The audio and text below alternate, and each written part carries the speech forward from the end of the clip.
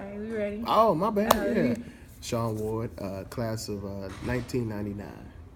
class 1999. Yeah, man. So, how was your experience at Olive Harvey? My experience was great.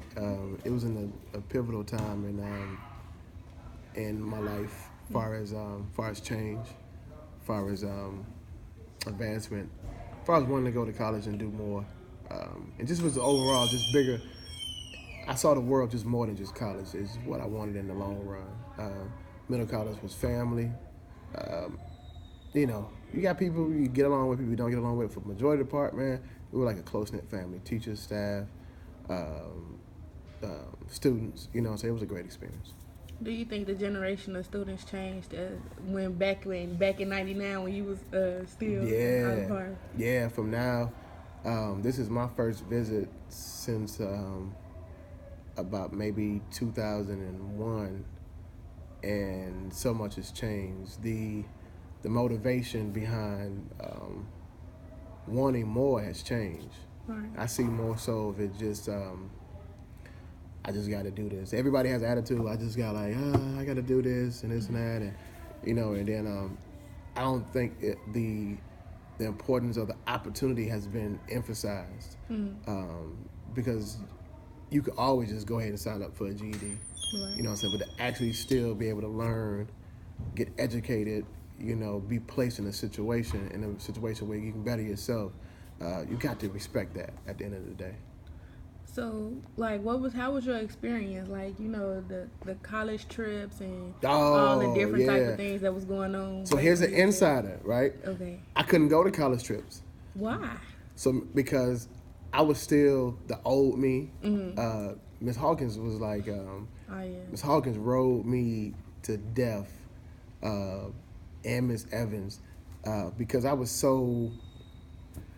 so me, Mm-hmm. and they were just trying to say that ain't what worked. You know what I'm saying? And so be like, oh, okay, well, you want to act out, you want to do you, well, college trip coming, you ain't going.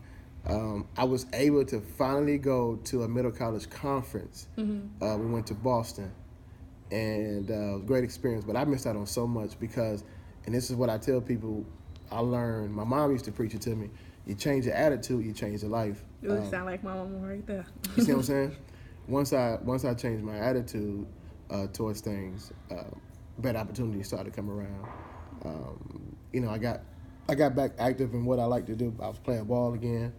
I was able to go, participate in different events and stuff. And then my high school credits were pretty much done my last year. So for the remaining year, I was in Olive Harvey, and I had like one class in OHMC. So I was able to do both, and that's how I was able to be on the African American Studies Association.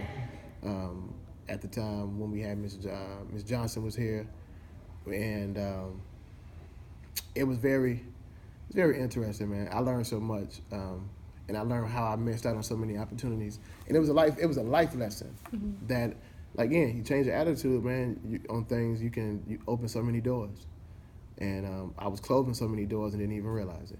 Right. Yeah. I'm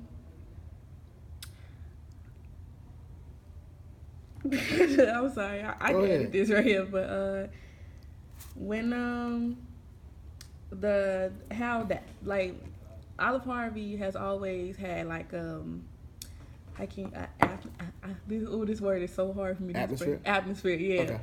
And like when you walked into Big Division, how was the atmosphere different from back when you was in high school? Like how much different was it? Like Big Division was like, yeah, that's the thing. Like Big Division, everybody looked forward to Friday. It was a half a day per se. Everybody was like, Big Division, where we all able to get together and to learn. Like the time Mr. Cooper was always starting out. It felt like the most boringest thing ever. But you learned so much, and it was just an opportunity again to be able to get that type of knowledge and get that type of enthusiasm and motivation. And life lessons was a great opportunity. So Big Division was great, man. And we were really active in Big Division amongst each other and amongst the staff. So like I said, it gave that family atmosphere. And it was a great opportunity. So how did you like Miss Evans and Miss Hawkins as a unit, like the ones that ran the school? Ah, man. Because I just interviewed them not too long ago, and they seem like they the most coolest people you could ever meet in your life. Miss Hawkins is a great person. She was a great educator. She was a person that had your back, Right. even when you didn't think she did. Miss Hawkins would give you the shirt off her back, literally, and she gave the shirt off her back to a few people.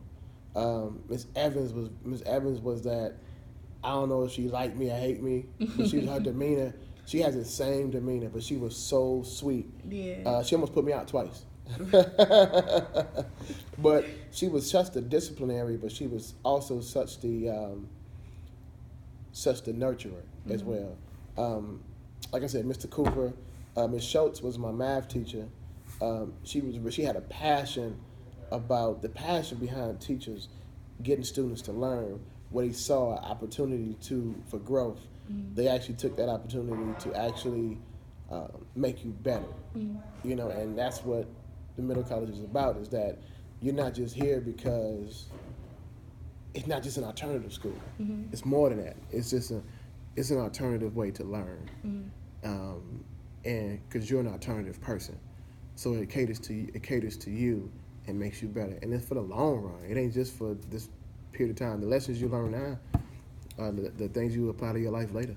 So speaking on that, do you feel that OHMC prepared you for life? Like prepared you for the outside world better than a regular high school did? 100%. 100%. It made me more attentive to things that were around me that I wasn't paying attention to. Miss Hawkins used to have everything she would say. She said, write that down. And she said a mouthful, and she said, write that down. And she'll revert it. She'll go back and reiterate it and say, hey, write this down. And it made you pay attention to detail. It made you right.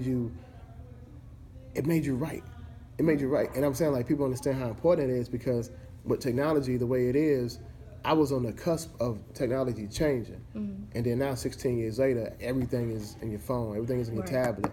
So when the last time you actually wrote something? You see what I'm saying? Right, because I write everything down in my phone on my tablet. And and that's crazy. So it's amazing how just writing things down. And Mr. Trujillo was a great educator, and still is. And the thing that he emphasized was to completely think outside the box and channel your thoughts and make sense of what you're thinking, make sense of what you're trying to put together. And that was a pivotal too. Into my progress. Okay. And just one last question I wanted to ask you. How do you feel about the 3Ds? Do you remember the 3Ds? I'm sitting here trying to remember. Lord have mercy. You gonna have to school me on the 3Ds now. Lord have mercy. Diligence, dignity, and decency. Yeah.